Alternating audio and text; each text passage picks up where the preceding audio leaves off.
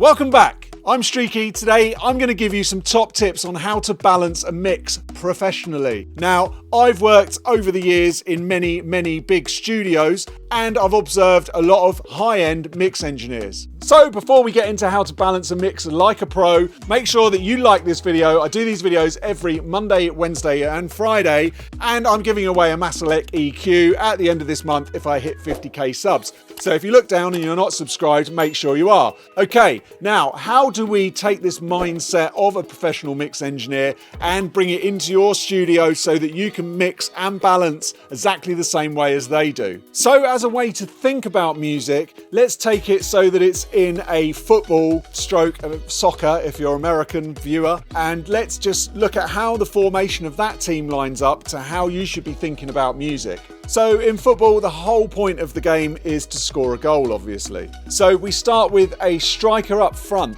He's the guy that's scoring the goal. He then has some midfield that are supporting him, that are laying the ball to him so that he can score. He can't score on his own. Then you've got the defence. The defence are sitting there, they're supporting, they're making sure nothing's coming through, they're holding the team solid with a goalkeeper. So they make up a whole unit at the back that holds the team together to then support the mids to move the ball up the field to the strikers who are hitting the ball in the back of the net. So if you think of the person who's up front, that person is essentially your main focus point. Now your brain can only focus on one thing at a time. So that focus point will be a lead vocalist, a lead synth line, or maybe a lead guitar, whatever is the focus point at that time. You can only think of one thing. In the same way, to bring the analogy together, is you only have one ball on the pitch. So what is that ball being focused on at the time? It is usually the focus point at the front. Now we're going to work backwards. We've got the mids. Now the mid people, you've probably got some backing vocalists which are supporting the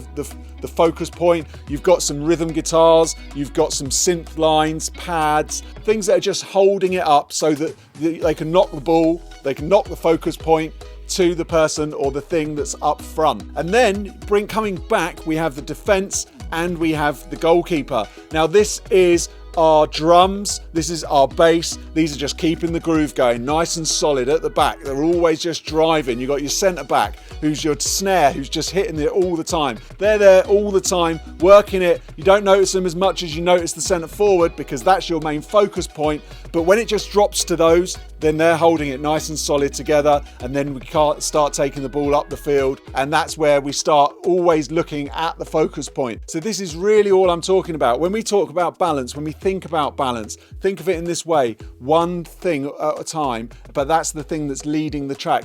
I know that when engineers think about this, they kind of think, well, yeah, but I've got all these sounds, because when you're mixing, you're thinking about a lot of individual people in the same way, say, a football manager would be looking at loads of individual players and then seeing how they work together. That's kind of how his mindset's working. But the person at home is only watching the ball and where the ball's gone. They're not watching everything else that's going on. In the same way with music, they're not listening to how the drums are doing at the time. They're listening to the vocal, or they're listening to the lead synth line, or they're listening to the hook, if you like. So that's really what we're talking about. It's looking at where the ball is. It's looking about where the focus point is. And when we're doing music, the same way as when we're doing football, it's just those other things are there. They've got to be there. If they're not there, they're kind of on their own. You might say, yeah, well, that's fine, but what if it's just a vocalist on their own? That's an a cappella, and that's just someone doing tricks in the backfield. So what we're doing is we're thinking about the whole thing as a sound. Now, how do you put that into practical use? How do the pro guys, which is why we're talking about this, how do they work on that focus point? How do they be the manager of the team and make sure that things are working together? People aren't overplaying in areas, people aren't doing certain things, and everyone's fitting into their position perfectly. So my top tip for this is monitor levels. Now, this seems really obvious, but when you're in a studio, it's so easy to get sort of volume creep and just keep going up and up. But what you've got to remember is general public, people that are listening, my wife, your girlfriend, your boyfriend, they are listening just to the focus point. In the same way as I say in football, they're watching the ball. So the only way you can do that and get that right when you're mixing, to get your balance, to get the focus point, work backwards down the team, is to listen so quietly, like the level I've got this on now. Listen, it's just so quiet, but all I can hear is the vocal. The vocal is right out front. It's right in there. I can't hear the drums. I can't hear anything that's going on in the bass. Nothing. I've got massive speakers. These have got bass coming out of them galore.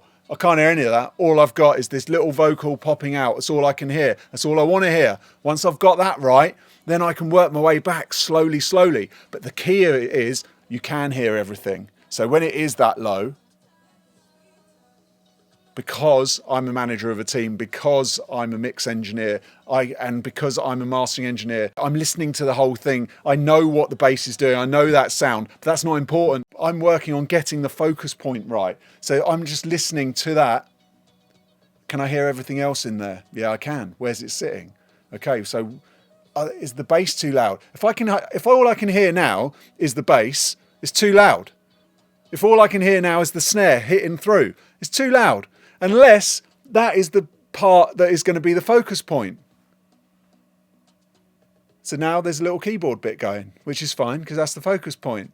A few things have dropped out to give that a bit of space. That's fine. But all I'm doing is working on the focus point.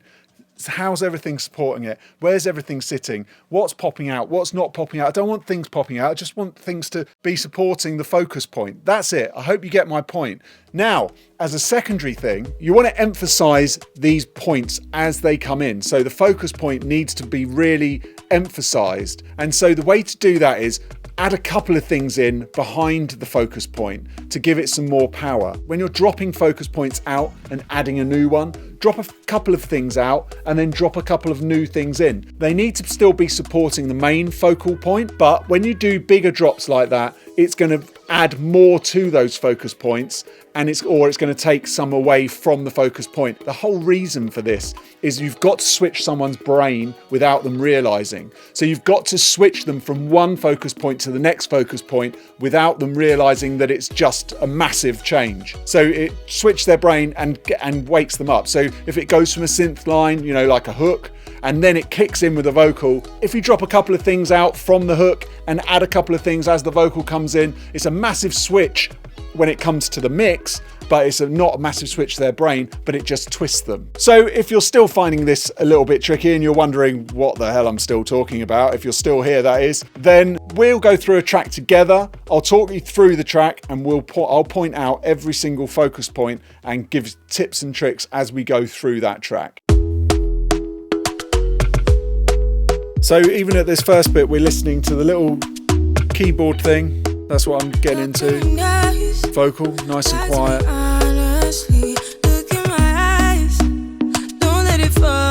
You can hear the little things in the background, just adding a little bit of mid. I'm only listening to the vocal there, aren't I?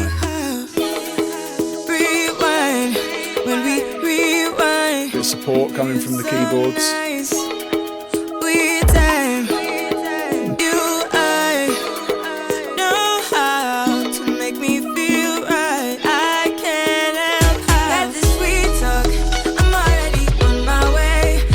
Double vocal in there, you see, just to give it some emphasis. Brought a couple of things in. Bit of support from midfield there with the backing vocal.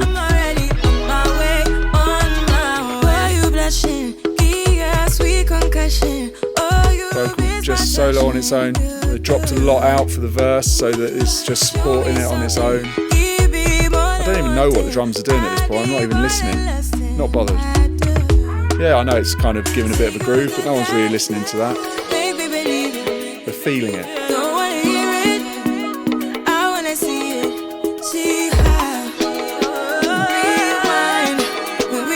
Big change there, see a couple of things coming in.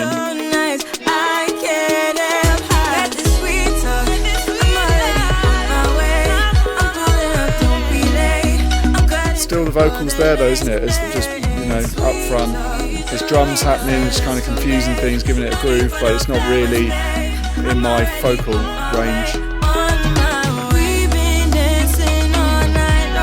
See how many they brought a few things in there just to really emphasise the change, but it's still all about the focus point.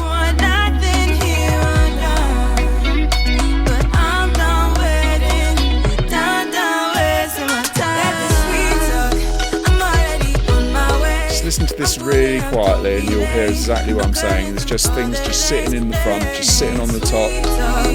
All the backing track's doing is there just to support.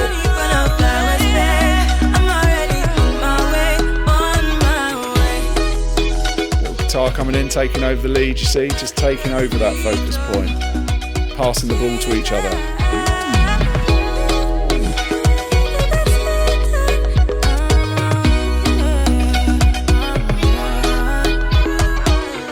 So if you're having trouble putting your vocal in the right place, if you've just got a vocal in a backing track, watch this next video. This will tell you exactly how to get that focus point just sitting there, just on top of the mix, keeping the mix out of the way. Thanks for watching. Make sure you subscribe and like. I'll see you on the next one. Bye.